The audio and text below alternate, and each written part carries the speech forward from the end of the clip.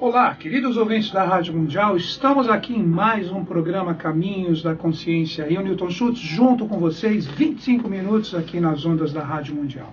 Comigo no comando do som, Evaldo, como sempre, fazendo tudo chegar legal, bacaninha para vocês.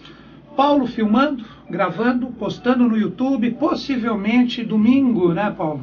Você posta no domingo, então se você quiser assistir esse programa, sentir o clima aqui na Rádio Mundial, você pode acessar com o meu nome, ou Caminhos da Consciência, né, Paulo? Você coloca ali, Newton Schultz, Schultz é S-C-H-U-T-Z, ou Caminhos da Consciência, e coloca a data de hoje, e aí você acessa todos os programas. Nós já temos programas gravados há praticamente 1 ano e meio, então são muitos programas que estão disponíveis para vocês, com diversos temas, todos procurando tratar da sabedoria iniciática das idades. Se você quiser também, existe uma outra opção, você pode acessar o site da Rádio Mundial, radiomundial.com.br, ali você entra no podcast. No podcast você também tem uma excelente qualidade de áudio, em MP3, você pode fazer download, salvar e depois escutar de uma outra forma, num outro lugar. Você pode entrar ali, eu sou o 49º comunicador. Aí você coloca o meu nome, estou ali, aí você pode ver todos os nossos programas, desde fevereiro de 2012. Então é isso, queridos ouvintes. Vamos juntos, vamos conversar sobre diversos assuntos. Hoje eu separei para vocês o assunto sobre alma. Vamos entender, na minha visão, óbvio, o que representa a alma. Então vamos conversar sobre esse assunto, a alma que normalmente inspira tantas as pessoas, né? Nós falamos de alma no sentido de complemento de relacionamentos, quando nós falamos de música, de arte, todas essas expressões sempre elas saem do fundo da alma, mas vamos entender o que é alma nesse sentido da sabedoria iniciática das idades. Nós temos, que poderíamos dizer assim, o ápice ou o apogeu dessas consciências, que nós podemos dizer que existem 2 caminhos. Existe, no caso, a alma mundi e a alma universal. Então, mais para o final do programa, nós vamos desenvolver esses 2 termos que representam a alma mundi ou a alma universal, mas primeiro vamos começar a compreender o que é alma. Quando nós falamos de alma, nós precisamos entender que a alma é o princípio do aperfeiçoamento do ser humano. Muito ainda se confunde alma com espírito. Né? Quando nós falamos de espírito, nós estamos falando de uma realidade causal que não possui forma. E o espírito, este sim é imortal. O espírito ele nunca morre, ele nunca falece. Ele representa, como dizem várias tradições, o fogo divino que está dentro de cada ser humano. É aquela centelha divina, é a realidade imortal, é o ego no seu sentido mais prístino que faz com que o ser humano tenha dentro de si essa busca de acessar essas realidades interiores. Por isso que todos os mestres, sem exceção, de todas as eras, de todas as teogonias, de todas as civilizações, todos sempre pregaram: busque dentro de si a razão do seu ser, busque dentro de si a resposta de todas as perguntas que você tiver. Mas vamos entender a alma. A alma é o princípio intermediário. Como assim o princípio intermediário? Se nós pegarmos na própria física, nós sabemos que tudo tem uma causa, uma lei e um efeito. É a terceira lei de Newton, esse grande gênio, esse grande ser, esse grande adepto, que estudava inclusive astrologia. Muito interessante, tem uma passada muito interessante de Newton na história dele, que Galileu, ou mesmo que Galileu não, desculpa, Halley, ou que descobriu o cometa, ele cita para Newton o porquê do interesse de Isaac Newton em relação à astrologia. Aí o Isaac Newton ele estava olhando o mapa astral, aí ele comenta assim: eu estudei, você não. Então ele só lança para Halley que não dá para você questionar, não dá para você criticar, ou você falar de algo que você pelo menos não ousou estudar ou conhecer um pouco. Aí a crítica, ela perde o seu lado mais lindo, que é o lado do aperfeiçoamento. Então a alma está ligada exatamente a isso. Vamos voltar para a causa, a lei e o efeito. Nós podemos dizer que a causa representa o espírito, que esse sim é imortal. A alma representa a lei, que de acordo com o que você faz, que é o princípio intermediário, é como ela se processa dentro de você, e o efeito é o corpo. Então, no seu corpo, dentro dele, esse corpo físico que você conhece, você tem uma alma que está envolvendo o seu espírito. E quanto mais você aprimora esta alma, que um dos princípios da alquimia é exatamente o princípio do burilamento, da pedra bruta, você transformar a pedra bruta na pedra filosofal, isto é a alma. Aí quando ela se torna pedra filosofal é porque a alma está se fundindo ao espírito, ou ela e o espírito representam uma coisa só. Aí surge o iluminado, surge o ser especial, surge o ser que se diferencia dos humanos, que preferem pegar o outro lado do aperfeiçoamento, onde nós temos a alma voltada para os preceitos mais vis, os preceitos da preguiça, da inércia, né, que seriam as pessoas que se recusam a evoluir, que se recusam a entrar num verdadeiro estudo, trabalhar e burilar a sua cultura, e são pessoas que não se desprendem de todas as realidades que são colocadas pelos interesses egóicos de todas as organizações. Não estou falando só de governo, falo de igreja, falo de religiões, falo das próprias escolas, falo de todo sentido, até mesmo a família. Ela não deixa de ser uma organização, uma instituição, que te coloca bastante dogmas, bastante coisas para você crescer cheio dessas realidades, o qual a sua alma impede o lado real dessa parte de entrar no lado filosofal do que ela representa, o sentido de aprimoramento. Então nós precisamos compreender que quando alguns mestres, o meu mestre mesmo, para quem está me ouvindo pela primeira vez, eu sou membro da Sociedade Brasileira de Obiose há 15 anos, o meu mestre, o professor Henrique José de Souza, esse grande, ilustre mestre, ainda pouco conhecido pela humanidade, ele disse que as almas rebeldes que salvam. Então nós vamos entender que essa alma rebelde representa exatamente esta alma que começa a entender todas as realidades de aperfeiçoamento que ela tem que passar, que as almas elas são criadas e geradas através de personalidades e as reencarnações. Cada vez que você reencarna, que você traz o seu espírito com tudo que você já passou, você modela ele com uma nova alma e uma nova personalidade para você viver essa realidade de acordo com o seu karma. Ou seja, karma não é uma realidade só voltada para preceitos negativos ou positivos. Você reencarna numa família, numa pátria. Daí que Siddhartha Gautama, ou Sakyamuni, falava: respeita primeiro teu pai e tua mãe, para depois você pensar na sua nação e por fim você pensar em ser um ser cósmico. Então quando nós entendemos essa realidade do que representa a alma, no seu sentido real, de aperfeiçoamento, nós começamos a compreender a nossa razão de estar aqui. Daí que nós pegamos, cito novamente Buda. Buda, falando da sua meditação da alma, ele nos dá 5 passos. 5 passos de meditação da alma, para você começar a trabalhar o que seria o quê? O seu aprimoramento. E esse aprimoramento, esses 5 passos, você pode associar com os 5 sentidos que nós possuímos, com os 5 elementos. Por que você fala, não, 5, Newton Schultz? Sim, porque nós estamos formando um 5º princípio nesse exato momento. Daí que você pega as tradições cabalísticas que falam a palavra tetragramaton, e essa palavra é simbolizada por um pentagrama, que representa tetra, 4, grama, palavra, tom, som, o som das 4 palavras, que seria o Yud, Re, Vav, Re, o Yod, Re, Val, Ré, como nós falamos aqui no Ocidente. Mas isso é simbolizado, o tetragramaton, por uma 5ª coisa. Então Buda, através desses 5 passos, ele começa a mostrar para nós qual é o nosso real trabalho. Então, em simples palavras, ele nos dá caminhos fantásticos se nós refletirmos em relação a isso. Pegamos o primeiro e o 2º passo, amor e compaixão. Então coloquemos esses 2 primeiros passos de meditação de alma que Buda, Sakyamuni, nos deixou há muito tempo atrás. Buda, aproximadamente 500 anos antes de Cristo, na verdade 650 anos antes de Cristo, 645, esse é o número real, esse é o número que está nos livros sagrados.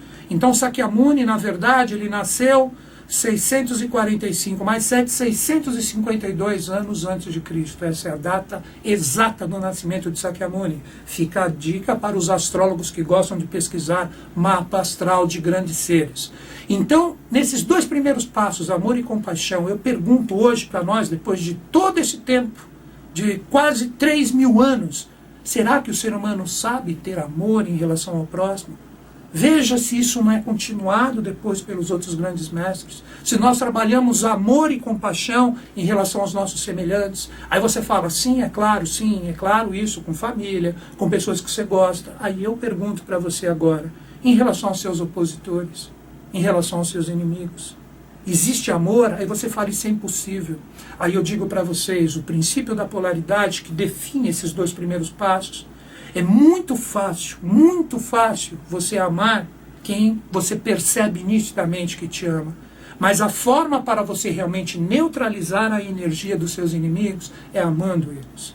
Pegue o exemplo de Jesus, que veio exatamente 645 anos depois de Buda, em relação a esses dois passos. Até o último instante da sua vida, onde os romanos, sem consciência, estavam praticamente danificando toda a estrutura física desse grande ser, desse grande Bodhisattva, ele falava até o último instante, Pai, perdoai-vos que eles não sabem o que eles fazem. E hoje o que você faz? O cara que te fecha na rua. O que você faz com aquela pessoa que é opositora às coisas que você julga a verdade e você acha que você tem que fazer? Você manda amor ou ódio, ou seja, você está trabalhando a sua alma. Vamos meditar em relação a isso. O terceiro passo, a alegria. A alegria, agora, eu cito o meu mestre, o professor Henrique José de Souza, em relação a esse ditado: infeliz da humanidade que fez do trabalho um sacrifício e do amor um pecado. Então vamos meditar em relação a esse passo da alegria ligado à nossa alma. Quando você vai trabalhar alegre e feliz. Aí você fala, não, eu não, eu preferi estar dormindo, eu preferi estar fazendo outras coisas. Aí você me fala, mas como que eu vou conseguir ter alegria em relação a isso? Nós precisamos entender que o princípio da alegria que está dentro da nossa alma, ela precisa ser formada em todas as obrigações o qual nós estamos sujeitos no nosso dia a dia.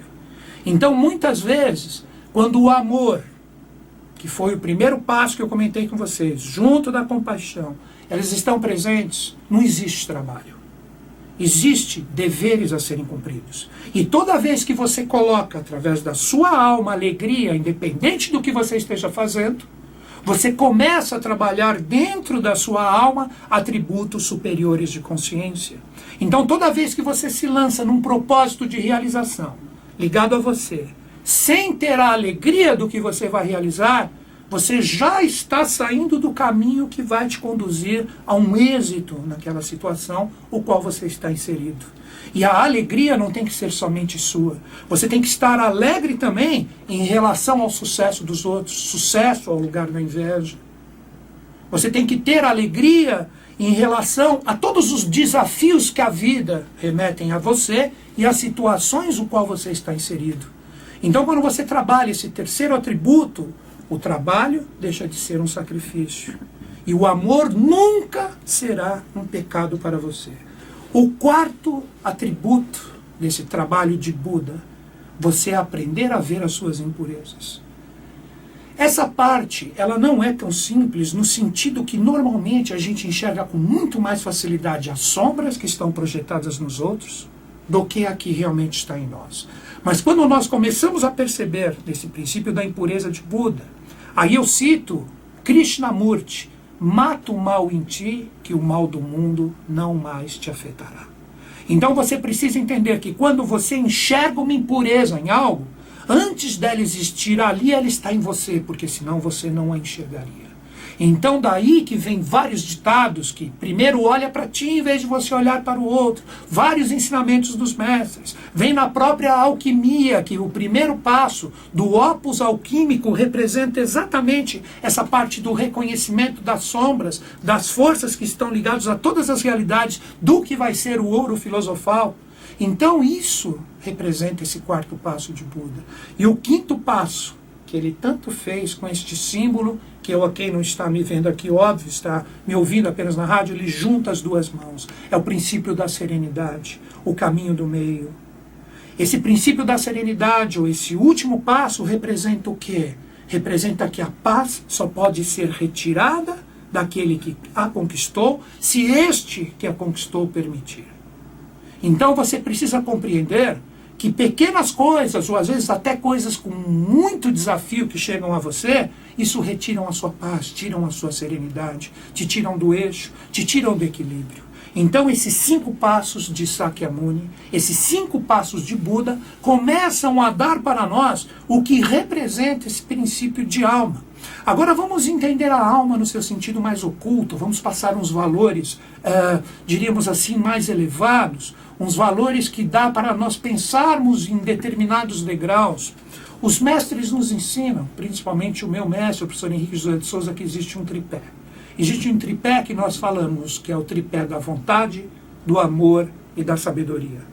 Nós precisamos entender que a parte de baixo desse triângulo, onde nós temos a sabedoria e o amor, somente quando elas se equilibrarem, que o princípio da vontade, que vai fazer a união deste amor e dessa sabedoria, fazer com que a alma, que está presente nesses 2 atributos, chegue na verdadeira vontade, que representa o princípio máximo do que nós chamamos de espiritualidade. Então vamos entender o saber e também essa parte do amor. Quando nós falamos do saber, o saber, ele parte principalmente da parte do pensar da nossa alma. E esse pensar, ele possui 3 atributos. Então daí você começa a entender o número 9. Aí você fala, como assim 9, Newton Schultz? 9 no ocultismo é considerado o número do adepto ou do ser humano perfeito. 9 é o número-chave de todas as realidades da Cabala. O número 9 você pode também colocá-lo como sendo o número das 9 hierarquias, que tanto são faladas dos anjos também na Cabala. Então o 9, na verdade, ele representa os 3 atributos do pensar, que vai chegar ao saber, os 3 atributos do amor, que estão ligados ao sentir, que no seu sentido mais elevado é o amor, e existem 3 atributos de vontade, que quando você os trabalha, você chega no que nós chamamos de espiritualidade. Vamos então parte a parte. Os 3 atributos do pensar. Os 3 atributos do pensar, ele parte desde o pensar mais denso, o pensar mais comum, que é o raciocínio totalmente limitado, daquelas pessoas que não colocam praticamente o cérebro para funcionar através de estudos, através de leituras, ou seja, o ser humano absolutamente básico, porque ele se condiciona ao básico. Eu não estou julgando ninguém. Eu só estou colocando que, claramente, uma pessoa que tem um pouco mais de discernimento e cultura pelos seus próprios esforços, percebe nitidamente pessoas que ficam com o seu pensamento limitado. São as pessoas que preferem muito mais ouvir os outros do que concluir, através das suas próprias reflexões, o que pode atingir com o seu plano mental. E essas pessoas, o que elas fazem? São pessoas que são conduzidas. São pessoas que os meios de comunicação praticamente conduzem o pensar dessas pessoas, que ficam limitadas a programas de televisões, programas de rádio também, determinadas leituras, e eu não vou citá-las aqui, mas é só pensar um pouquinho. Já existe o segundo patamar do pensar. O segundo patamar do pensar, que seria a parte mediana, são das pessoas que começam a se aprimorar. Então aí já existe uma escolha. Já existe, no caso, uma preferência por um caminho. Então a pessoa começa a estudar, de repente, uma determinada linha filosófica. Essa pessoa começa a se aprimorar em relação a um caminho que ela escolheu. Então essa pessoa começa a trabalhar o quê? A segunda etapa do pensar. E por fim existe o terceiro atributo. O terceiro atributo que nos conecta à mente universal, que essa mente universal representa o máximo do que a pessoa pode atingir com um esplendor mental, que aí nós temos glândulas na nossa cabeça que são ativadas, que é a glândula pineal e a glândula pituitária, conhecidas na ciência como hipófise e epífise, e essas glândulas elas começam a segregar atributos que através do nosso próprio sistema endócrino mandam sinais para o sangue, e essa pessoa ela se torna o que se chama, pelo fato de estarem na cabeça, o iluminado. Então são pessoas que começam a ter, se um clarividente observa, começa a ter essa parte da região do corpo iluminada, por causa do padrão vibracional cheio de luz, força e energia, que esse terceiro padrão mental faz com que surja e vibre na pessoa. O nome disso no ocultismo se chama Manas Taijase. Manas Taijase seria o ápice ou a síntese de todas as vibrações mentais que um ser humano pode atingir em uma existência. Então são aqueles mestres que quando eles querem saber, basta eles pensarem um pouco, olha a palavra. Aí que você pega de pensar, logo existo. Aí você vê o quanto existe através desse simples ditado que você pensa que ele é simplesmente existencial. Mas nós temos também 3 atributos do sentir, que eles também são facilmente detectados quando a gente os analisa.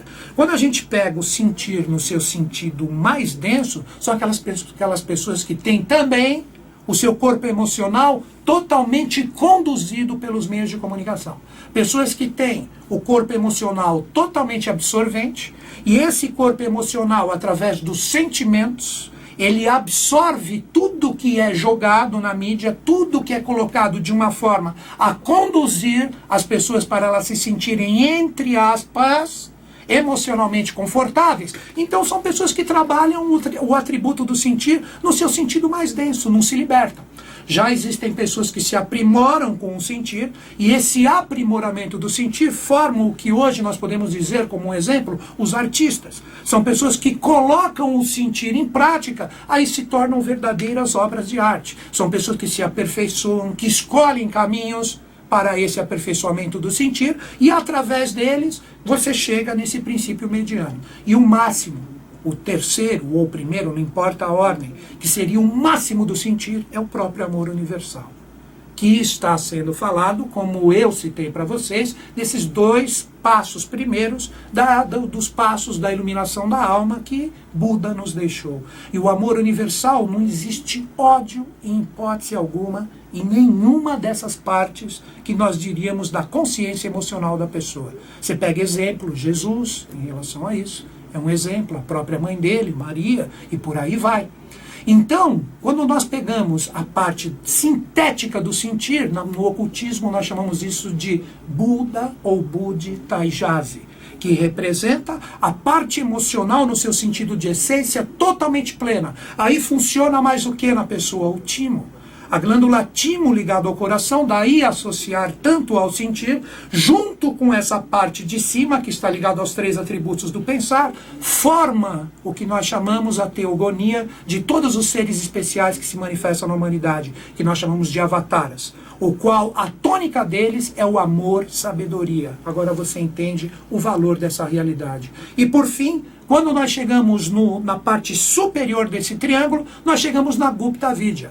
A Gupta Vidya, que também tem um tripé, no sentido de atributos do que representa a vontade colocada no seu sentido de aperfeiçoamento, Gupta Vidya é a sabedoria iniciática das idades, que representa o máximo desses 3 atributos da vontade, que representa a teogonia de todos os avataras, de todos os seres especiais, de todos os grandes seres que já se doaram para a humanidade, deixando como arquétipos de consciência do seu trabalho determinadas forças que podem ser conectadas através de padrões mentais e emocionais do ser humano que realmente quer se aperfeiçoar. Daí que nós chegamos o que representa a alma mundo e a alma universal. A alma mundo representa tudo que nós, como seres humanos aqui no planeta Terra, vibramos com o nosso corpo emocional e com o nosso corpo mental. E como nós trabalhamos com vontade essa realidade. Isto que forma os avataras que aqui se projetam na face da Terra. Então hoje nós temos um ser ou uma consciência que sai desse Pantanal, que é a loto das 1000 pétalas, que seria um Buda terreno, que é formado pela alma mundi, mas nós também temos uma consciência, um Buda celeste, que é formado quando essa alma mundi já está em funcionamento e na vibração real, em compatibilidade com essas forças, seriam como se as comportas celestes se abrissem e viesse essa projeção celeste como se representasse a própria alma do universo. E daí nós somos presenteados por grandes Budas que se manifestam aqui na face da Terra. Se você achou interessante o bate-papo que nós tivemos aqui, tenho convites para fazer para vocês. Se você quiser entrar na Eubiose, que é o meu colégio iniciático, manda um e-mail para mim onde você estiver no planeta. Você manda um e-mail, eu encaminho ele para o setor responsável para você saber aonde está o departamento mais próximo, ou se você quiser fazer a sua iniciação por correspondência mesmo. caminhos2005@terra.com.br. Agora 2 telefones de departamentos. Vou começar a iniciação na Moca em agosto. Se você é da Zona Leste, vai ser quarta-feira à noite. Telefone 2021 7290. Departamento do Sumaré, Zona Oeste, também em agosto. Telefone 2667-0760. Você não pegou o telefone? Manda um e-mail para mim que eu mando para você o telefone para você entrar em contato. caminho2005@terra.com.br. Que os Budas da Era de Aquário estejam em sintonia conosco, com o Brasil e com o mundo. Até o próximo programa.